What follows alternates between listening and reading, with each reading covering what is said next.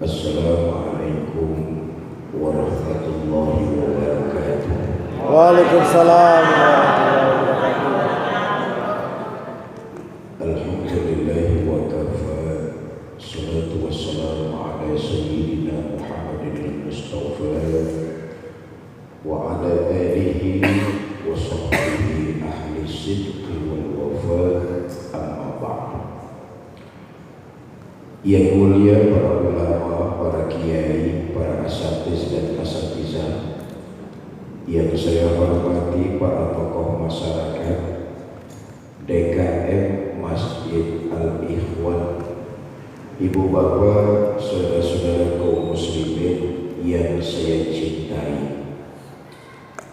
Sejarah kita baca, lalu kemudian kita tahu bahwa baginda kita Nabi besar Muhammad sallallahu alaihi wasallam menjalankan tugas dan fungsinya hanya dalam kurun waktu 23 tahun lamanya.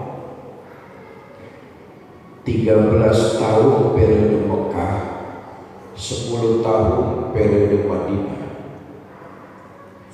Beliau diangkat jadi Rasul umurnya 40 tahun. 23 tahun beliau berdakwah menyampaikan risalah. Beliau wafat umur 63 tahun. Jadi kedinasan, tugas aktif baginda Nabi tidak lain, waktunya hanya 23 tahun.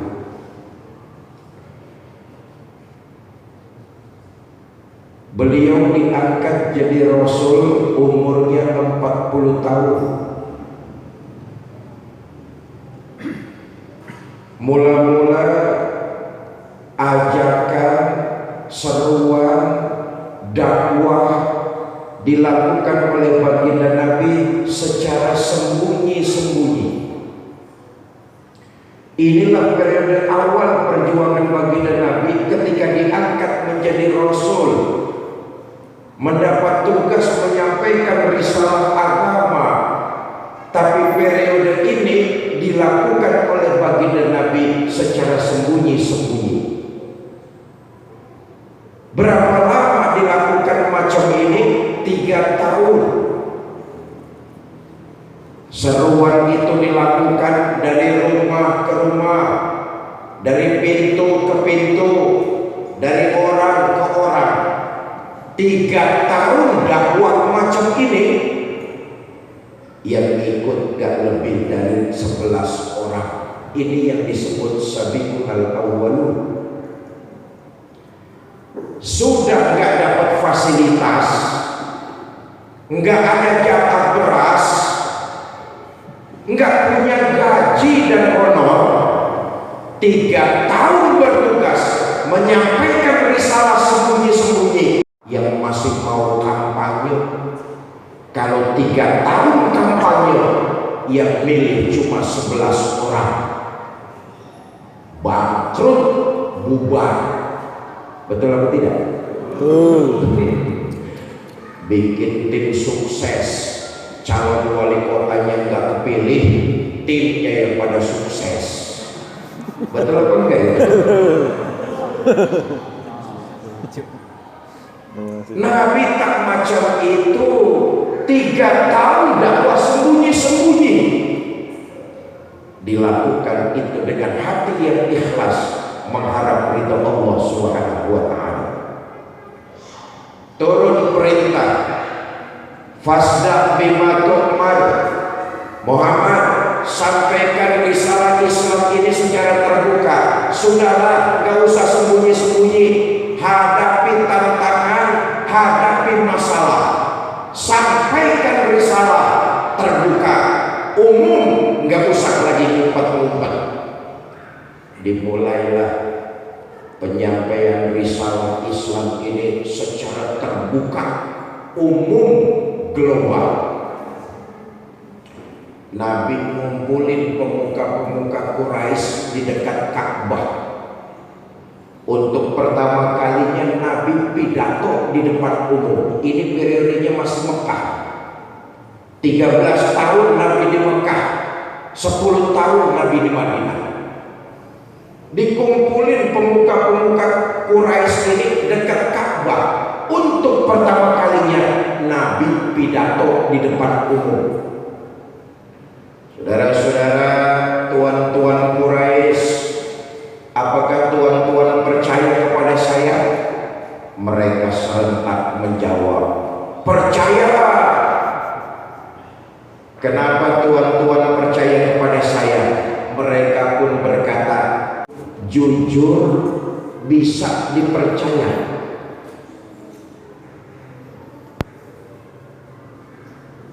Sejarah juga mencatat ketika Nabi belum diangkat jadi Rasul, orang-orang kafir Quraisy itu kalau menitipkan barang-barang berharganya kepada baginda kita Nabi besar Muhammad Sallallahu Alaihi Wasallam. Kenapa mereka percaya kepada baginda Nabi? Nabi orang baik, belum diangkat jadi Rasul. Nabi orang jujur, Nabi gak pernah curang waktu belum diangkat jadi Rasul.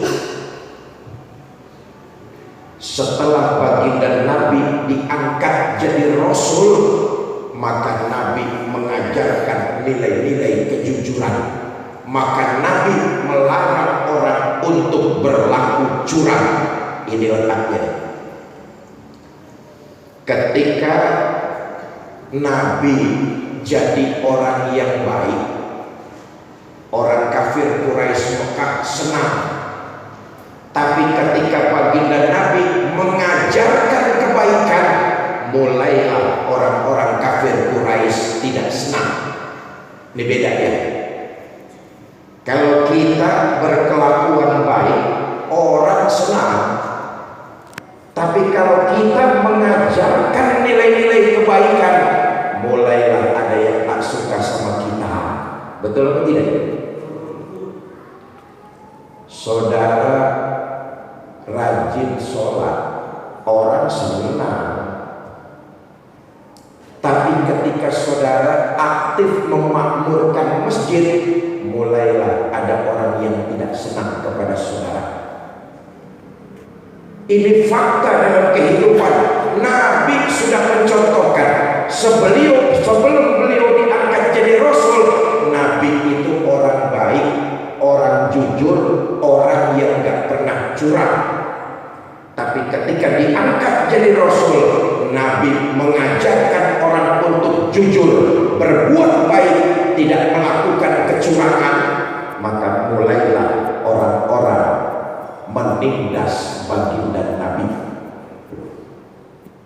Kesimpulannya apa, Bapak Ibu Saudara-saudara? Selama kita berjalan di atas nilai kebenaran, nggak usah terlalu merisaukan omongan orang, karena Nabi sudah mencontohkan kepada kita, berjalan menebarkan kebaikan, pasti ada orang yang tidak suka kepada kita. Karena itu jangan terlalu dihiraukan. Beginilah saudara sholat berjamaah asar di Masjid Al-Ikhwan. Saudara pikir semua orang senang kalau saudara sholat berjamaah di sini? Belum tentu. Pasti ada fitnah, ghibah, namimah. Oh, terang aja sholat di masjidnya rajin, cuma karena pengen dibilang orang yang baik. Tuh omongan orang. Betul atau tidak? Oh, terang aja sholat di masjidnya rajin karena ada maunya. Sebelah masjid rupanya rumah janda. Umpama